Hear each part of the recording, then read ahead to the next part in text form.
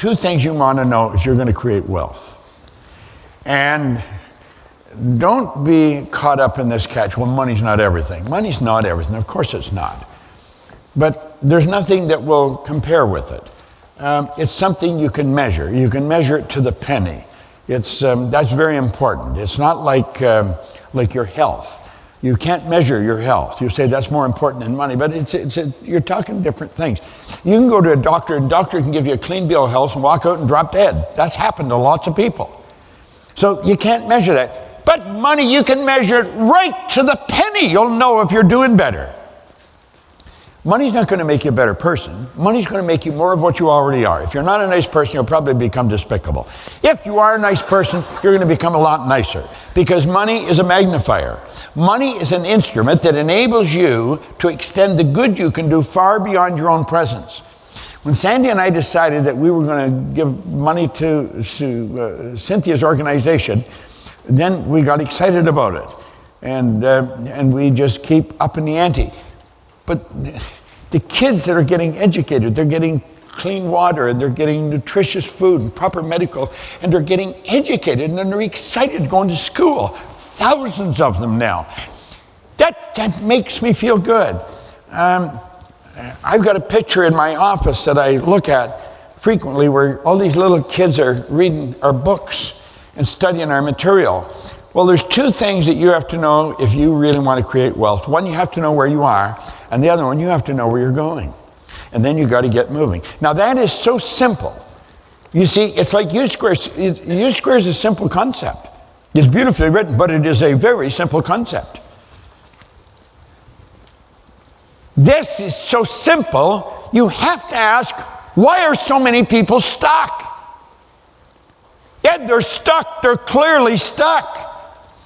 They're getting the same results now as they were a year ago.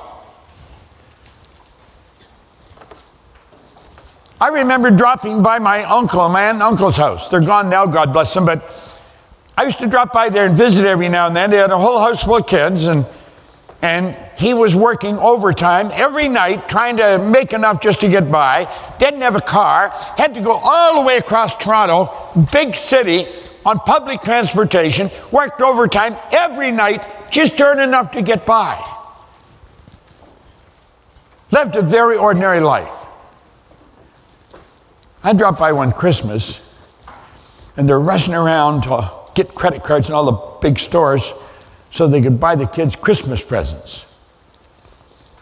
And I remember Don saying, well, never mind, next year will be different. And I looked at him, I said, you want to know something, Don? You're full of crap. Next year's going to be exactly the same as this year because you never change. I said, don't start that stuff on me, Proctor.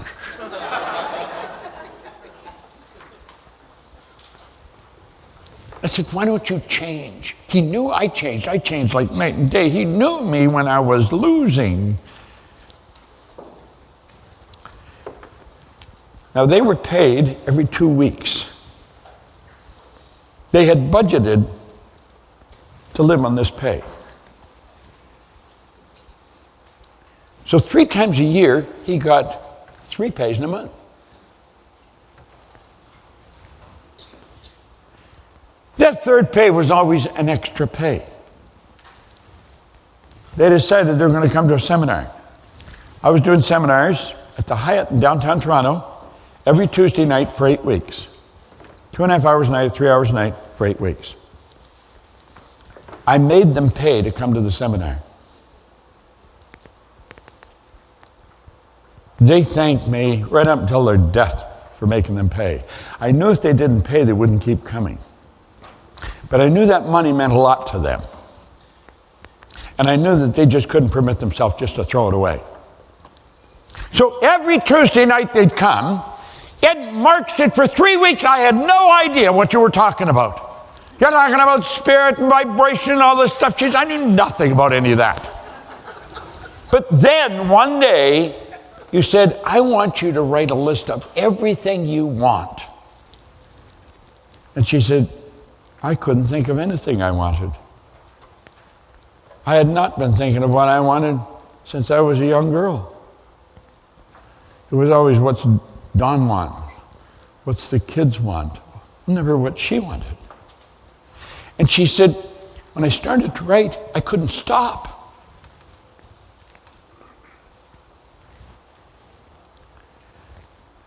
When they died, they had their own business. They were billionaires.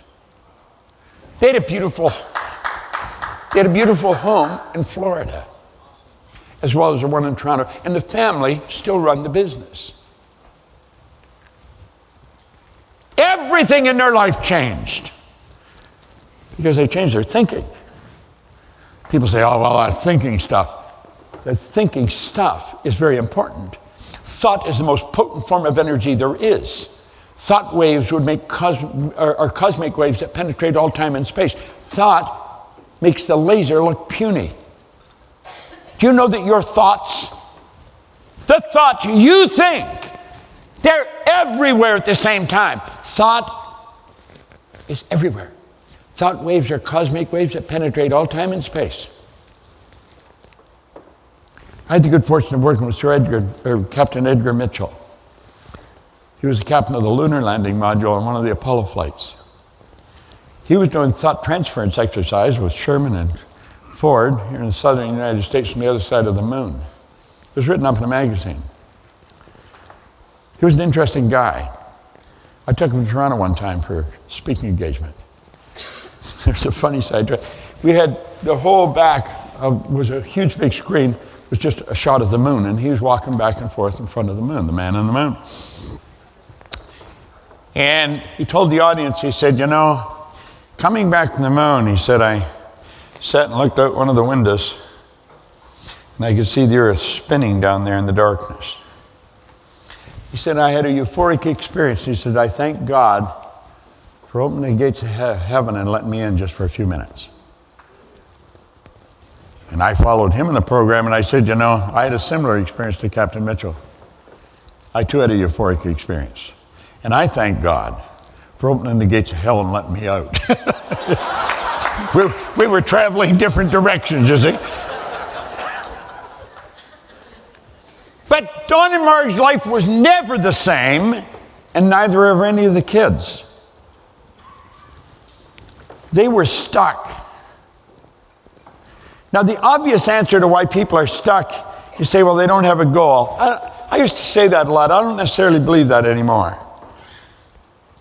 You see, I have a goal. It's written on a card. I carry it in my pocket. I've done that because Hill said to do it for 58 years. Everything I write in the card I get. Now, what happens, you'll get a goal card. When you write the goal card, what you're doing is you're painting a picture with words. That's what Van Gogh said. I dream my painting, and I paint my dream. Well, you build a picture of what you want, and you paint it in words. Now, when I touch the goal card in my pocket, my sensory factor touch is affected. A light message goes screaming through the central nervous system. Whap! It's a group of cells in my brain. They're activated, and the picture of the goal flashes on the screen of the mind. Simultaneously with me touching the card, the picture's there. The only thing that can grow is the thing you give energy to. That's how you give energy to it. Well, I don't think maybe everybody's got their goal articulated like I have, maybe. A lot of people do. But I think everybody wants something, so you could say that would constitute a goal. They may not focus on it, and they may spend more time thinking of why they can't have it than why they can or how they will, but they do have a goal. I don't think that's where the problem is. That's just where the problem is down here. I don't think the average person knows where they are. We were talking yesterday, and Peter was asking me we were talking about who am I? Let's forget who am I for a moment. Where am I? Don didn't know where he was. Don was stuck. Don was stuck in a factory working overtime just to get by. Never entered his mind if he changed his thinking, his whole world would change. Never entered his mind. And yet that's been stated by every great thinker all down through history. They've disagreed in virtually everything else, but that one point, they've been in complete and unanimous agreement. Now, what's the problem here? Well, people are stuck where they are because of paradigms. Now, the average person has no idea what a paradigm is. They really don't know. They don't even know they don't know. I didn't know. I didn't know I didn't know. I was just losing. I was an unhappy loser. Now, fortunately, somebody woke me up. Unfortunately, not everybody wakes up. I've gone into prisons. In fact, I'll share it with you now. I cut a deal with classification in Kingston Penitentiary. That is maximum security in Canada. Now, they've closed it. Damn near time they closed it, too. It's a terrible place. But at any rate, it was open for years, and it was the deal I made that I would come in, but anybody that wants to come to the meeting has to be able to come. Anybody. They said, well, you can't do that, Proctor. And I said, why not? Well, he said, some of these guys are bad guys. I said, no. I said, they just think they're bad guys, and you think they're bad guys, but there's no bad guys, there's only guys. And some are going in the wrong direction. And they said, you don't really know what you're talking about, Proctor. Some of these guys are bad guys, they're dangerous people. There was one guy, and he was in solitary confinement for 7.5 years. Every day he was in solitary, in this little cell. He got 1 hour a day in the yard by himself. 1 hour. And that was it. Joe Gardner. And he was a bad guy. He shot a guy in a holdup in Windsor, that's across from Detroit, and just about blew the guy's head off. But fortunately, the guy didn't die. Now, if he had died, they'd have hung him, because they were hanging people in Canada in that. And he was sentenced to 27 years. He had been in 7.5 years in solitary confinement. And I said, anybody that wants to come, got to be able to come. And I would take coffee, donuts, and cigarettes to the meeting. That's like bait and the hook. And they'd all come in, and he wanted to go. And they said, well, you just got, then I'm not going to come then. Either he comes, they come, or I'm not coming. You've got a choice. Well, I guess wisdom prevailed, and they let them come. Well, he would sit in the back. There's tables at the back, and he would sit in the back, swinging his legs, and eating donuts and drinking coffee and smoking. He sounded like a pig back there. I mean, and I would say something very, very profound, and crap. And of course, he dominated the meeting. Everybody's paying attention to him. I'm at one side, he's at the other side. And I was scared of him. He was a big guy. I mean, I feel like a midget beside him. And this went on for a couple of months. I was going in one Saturday a month. And maybe for 3 months it went on. And finally, in between one time and another, I mean, I was scared. I was scared thinking about it, and I thought, I can't keep going there. I've got to stop this. And yet I insisted that they let them come. They warned me, and I'm going to have to go in and, I was in bitch about it. I was in a mess. But I was scared driving. It's 165 miles. There's no traffic lights. It's just straight highway all the way from Toronto to Kingston. So I was scared all the way down. And I made up my mind what I was going to do. And for that 165 miles, I'm going to tell you, I was one scared driver. But I made up my mind I wasn't going to let this guy control it. So I started the meeting. He started his antics. And I don't know what I had in my hand, but I put it down, and I turned around, and I walked right back, and I stood right in front of him. And I said, you've got to be the dumbest bastard I've ever met.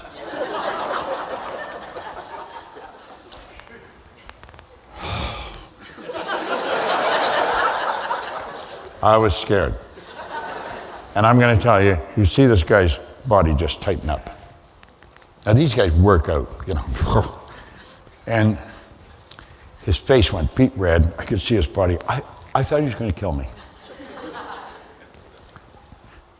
And I said, I can tell that screw to open the door. He's got to let me out. He's going to take you and lock you up for months. I can earn it faster than you can steal it. You're not listening to me.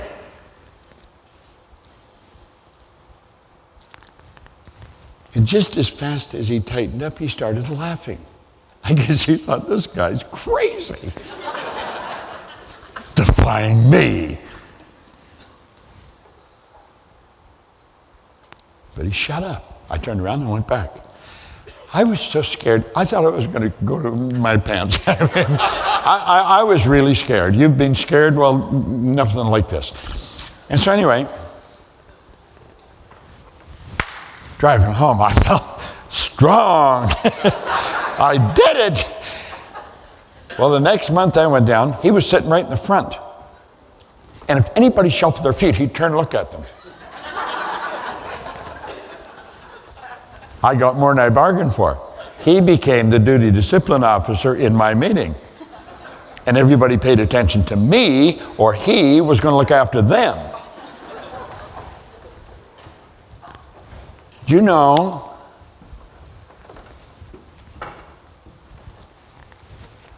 I got them to let him out on a special ticket. He had to report to the city police every week, and the Mounties, the federal police, every month. His wife had had a little girl while he was in there. There was a priest there, Bobby Gaudette, that had befriended Joe, and he went and talked to Edie in Windsor and got Edie to come back with Joe. And he treated that little girl like it was his, right up until he died. I went down.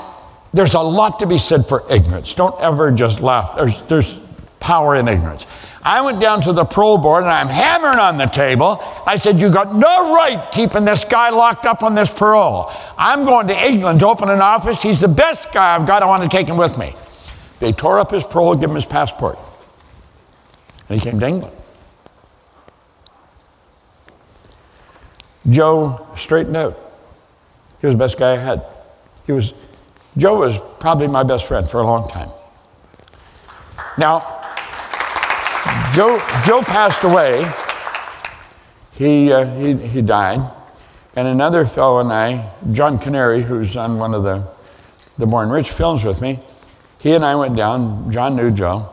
And we were so proud of Joe because he straightened out. And Joe's there in the box like this. And John says, son of a bitch, he's got my cufflinks on. So you see, he never completely straightened out. But now, the reason I'm telling you that is Joe was in there because of a paradigm. Joe was a crooked character. Joe thought he was smarter than everybody. He thought he could just walk in with a gun and take what he wanted. And he ended up in that cell. I went in and I changed his way of thinking. And Joe lived a different life. Paradigm is in control of you. Don't think it's not. It is. It is in control of you.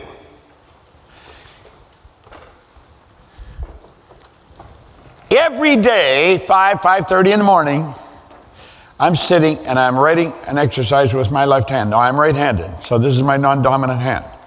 Today was 148 days. We'd given this out in the seminar, and so I thought I should do that. I remember I was only at maybe 20 days. I was going out on the road, and it's a thick book. There's 365 pages in this book. And so it's thick and it's heavy, and when you're going on the road, you don't look for heavy things to carry. You look for carrying as little as possible.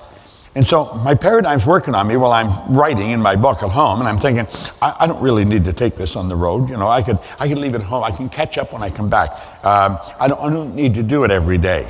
And then the other part of me is saying, Proctor, your paradigm's trying to talk you out of doing what you said you were going to do. You said you were going to write every day. Well, whether you're on the road or not, you didn't say it just when you're at home. And you see, you have these conversations. You're having a conversation with your paradigm.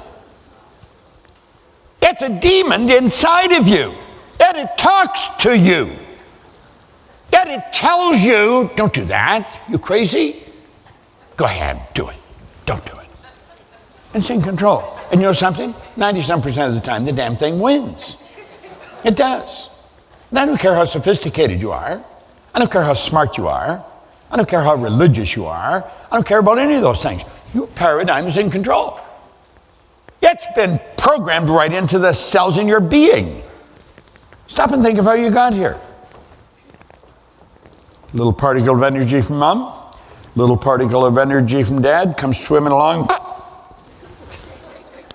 They were in resonance, and that is the nucleus of you. And then for 280 days, an attractive force went to work. And all of mom's DNA and all dad's DNA, where'd their DNA come from? Well, their mother and their dad. And where did they go from? Their mothers and their dads. God knows how far back this goes. You're the product of other people. You're the confluence of thinking that goes back for God knows how far. That's who you are. That's why you look like you do. That's why you've got the hair you've got. That's why you're the height you are and the weight you are. You see? That's why your foot is wide or narrow. This is all programmed into us. Then 280 days later, we make our debut on the planet. And we become programmed by the people we're surrounded by. If you were taken out of an English-speaking home in New Jersey and put in a home in the suburbs of Shanghai, you would grow up fluent in Chinese, no knowledge of the English language. You'd grow up liking their food. You could come from an Italian home, you wouldn't never eat Italian food. You see how it works? Now, of course, you could take the baby out of the suburbs of Shanghai, put him in that home in Jersey, and the baby grow up fluent in English, no knowledge of the Chinese language. That's programming. We're a product of our environment. That's why welfare recipients, third, fourth, fifth generation welfare recipients. Paradigms. Now ask yourself this. Would you feel comfortable coming up here and spending maybe 15 or 20 minutes really explaining what a paradigm is, how they're formed, how to change them? There's a few of you that would probably do very well, and there's some of you who say, well, God, no, I wouldn't want to do that. Well, this subject is so important, you should learn how to do that. Now, I don't care where you are, I don't care what your social economic status is, I do know this. If you can hear my voice, pay very close attention to this. This is real, and you're not going to get it in school.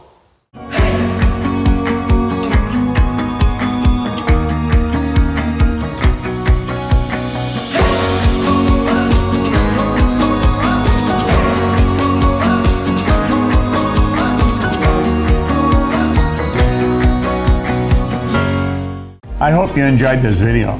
We put a lot of good information up here, and it causes everything in your life to get better. If you'd like us to notify you every time we put a new video up, hit subscribe and then turn on notification. Check out all our videos, and we will notify you when we put a new one up.